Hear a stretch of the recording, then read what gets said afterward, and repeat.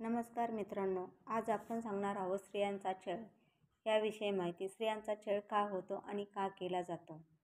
खरं तर आज स्त्रियांना खूप काही छळ सहन करावा लागतो आणि कितीतरी अशा दुःखात स्त्रिया आहेत की त्यांच्या घरामध्ये फक्त त्यांना सासरवासही भोगावं लागतो. तर मित्रांनो, मला एकच सांगायचं आहे, आज त्या स्त्रिया त्यांचं घरदार सगळं, आईवडील वगैरे, बहीण भाऊ सगळं सोडून त्या तुमच्या भरोश्यावर येतात. ते अनोळखी नातं असतानाही ते तुमच्यासोबत येतात. मग तुम्ही त्यांच्याशी असा छळ का करतात. खरं तर मित्रांनो, या स्त्रियांचा छळ कधी तर थांबायला पाहिजे. स्त्रिया कधी सुरक्षितही नाहीता. खरं तर मित्रांनो, मला आज स्त्रियांविषयी व्हिडिओ बनावासा वाटला म्हणून मी आज बनवला. तर आज पूर्णपणे हा व्हिडिओ कुठंही स्पीक न करता शेवटपर्यंत व्हिडिओ पहा आणि कमेंट लाईक नक्की करा. व्हिडिओ आवडल्यास शेअर करा.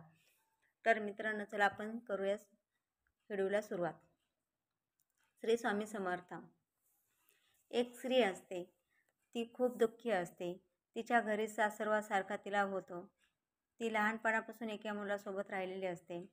लहानपणापासून त्यांच्या नंतरला एकमेकाचे मन जुळतात आणि नंतरला ती लग्न करून त्या मुलाच्या घरी येते. घरी आल्याच्या नंतरला ते गृहप्रवास करते.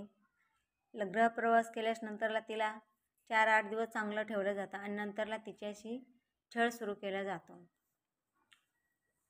तेव्हा ती खूप रडते, खूप रडते आणि सांगते, देवा माझ्यासोबत असं का. तेव्हा ती नवऱ्याला विचारायला जाते, तुम्ही तर मला चांगलं स्वप्न दाखवत होतात, मी तुझ्याशी असं वागेल, मी तुझ्याशी तसं वागेल, तेव्हा तुम्ही माझ्याशी का नीट आता का असं वागता. तेव्हा तो मुलगा सांगतो, तेव्हा तू प्रेयसी होतीस, आता तू माझी बायको आहेस. माझ्या घरचे तुला जसं सांगतील तसंच तुला वागावं लागेल, तसंच तुला राहावं लागेल. मग तेव्हा ती मुलगी त्या मुलाला प्रश्न विचारते, त्या नवऱ्याला बोलते, मी तुमच्यासाठी माझे आई वडील, घरदार सगळं मी लहानपणीची आठवणी तिथं सोडून आले, तुमच्याशी लग्न केलं आणि तुम्ही माझ्याशी असं का वागता.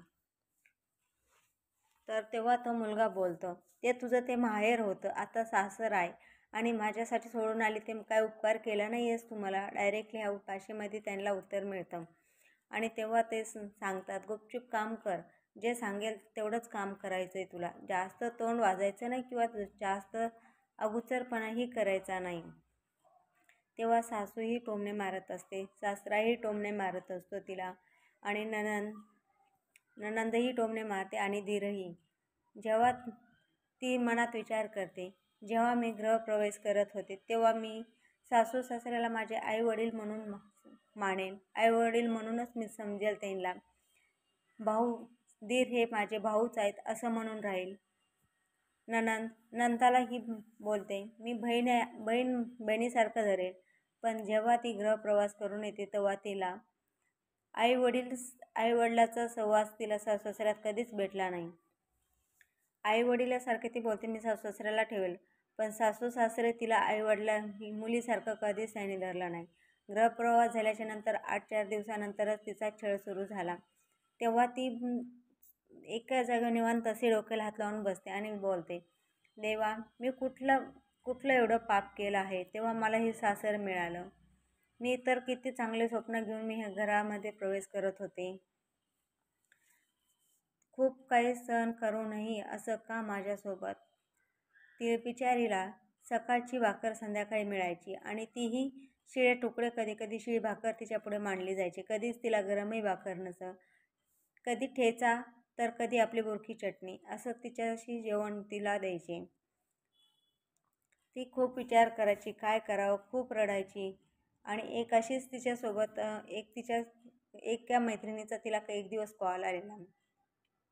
तिने तिला सगळं शेअर केलं. म्हणली, माझ्या घरचं असं वातावरण आहे, मी काय करणार, काय करू असं. म्हणजे ती खूप रडली आणि तिची आहे तेवढी परिस्थिती तिला सांगितली. बोलली, आता माझ्याकडे काही मार्ग नाही आहे, मी काय करू. तेव्हा तिची मैत्रिणीने सांगितलं, मी सांगते तसं तू कर. ती बोलली, ठीक आहे, सांग, तू काय सांगणार आहेस, तू सांगशील तसं मी नक्कीच करेल. तेव्हा ती सांगते, स्वामींचं स्मरण कर, गुरुवारी सकाळी लवकर उठ आणि स्वामींची पूजा कर आणि दिवसभर स्वामींचं स्मरण मनामध्ये ठेव. श्री स्वामी समर्थ, श्री स्वामी समर्थ असं 108 वेळा सकाळी उठून जप कर. असं जप केल्यास नंतरला तुझं सगळं काही दुःख दूर होईल. ती खूप रडते आणि बोलते, तू सांगितल्याप्रमाणे मी नक्कीच करेल. तेव्हा ती एक गुरुवार आल्याच्या नंतरला ती उठते, लवकर उठते आणि पहाटे 5ला उठून आंघोळ वगैरे करून पूजा वगैरे मांडते आणि देवाला हात जोडते आणि प्रार्थना करते. देवा, माझे सर्व काही संकट दूर होऊ दे. आता तुझ्या चरणी माझा प्राण व्हायला आहे. तेव्हा ती स्मरण वगैरे करायला सुरू करते आणि देवाला सांगते आणि दुसऱ्या कामाला सुरू करते.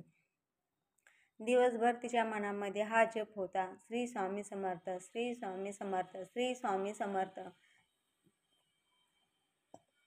श्री स्वामी समर्थ, श्री स्वामी समर्थ. असा ती 108 वेळा जप करूनही संध्याकाळपर्यंत तोच मनामध्ये जप होता तिच्या. तेव्हा असेच काही असेच गुरुवार गेले, 3, 4, 5 गुरुवार गेले. 11 किंवा 21 गुरुवार करायला सांगितलेले तिला. त्याच्यातून तिचे 6च गुरुवार झाले आणि तिने तो सगळा प्रसाद तिच्या घरच्यांना दिला. सासू सासरे, नणंद, दीर, भाऊ, नवऱ्यांना सर्वांना तो प्रसाद खाऊ घातला. त्यानंतरला असा काही चमत्कार घडला. तिच्याशी सर्वच घरातले व्यवस्थित राहायला लागले. तिच्याशी सगळं नीट बोलायला लागले. म्हणजे तिला काम वगैरे सांगत होते, छळ करत होते, तेही हळूहळू थोडा कमी झाला.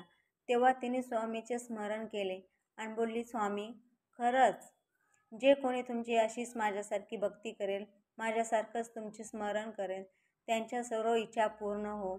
आणि तुम्हीच सहारा आहात, तुम्हीच माता पिता आहात, तुम्हीच सर्व काही आहात, असं बोलते. आणि तिथून पुढं ती पूर्ण गुरुवार करायचा निश्चय करते आणि मैत्रिणीला सांगते, खरंच स्वामींनी माझं खूप कल्याण केलं, स्वामी माझ्या पाठीशी आहेत आणि आता माझं संकट खरंच दूर होत चाललं आहे.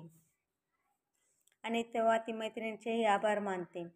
तर मित्रांनो, तुम्हीही स्वामींचं स्मरण करा, तुम्हीही स्वामींची पूजा करा आणि ज्याच्या मनामध्ये ज्याला दुःख असेल ते तर खरोखर स्वामींचं स्मरण करा आणि स्वामींना बोला की माझं दुःख दूर कर, माझ्यावरलं सगळं संकट दूर कर.